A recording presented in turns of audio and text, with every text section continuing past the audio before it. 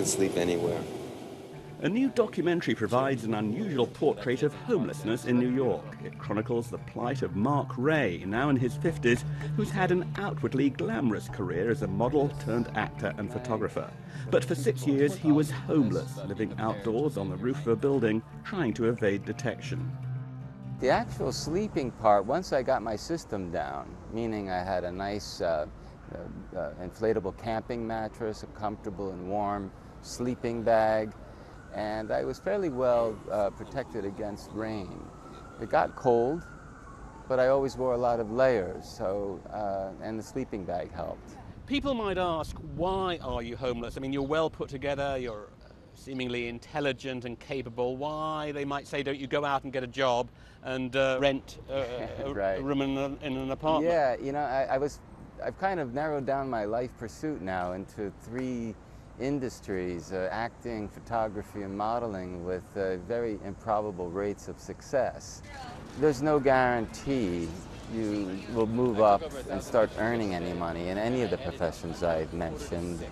At 6 o'clock I was on sleeping to 8:30, and I'm here. It was exhausting. Austrian filmmaker Thomas Wertensen is making his directorial debut with this documentary. He's known Mark Reay for many years, since the days when they worked as models. He saw Mark's struggle as a New York story which would make people think, especially at a time when homelessness in the city is greater than at any time since the 1930s. The film contributes to make aware of situations like this, you know, that homelessness is not only a thing of people on the street that have a drug addiction or mental problems. It concerns all of us all of a sudden, right? People today, because of the rising cost of living, have to make hard choices, and maybe they won't make the same choice like Mark, or, you know, a family would not be able to live on a roof deck like that, but they have to give up something. I sleep there.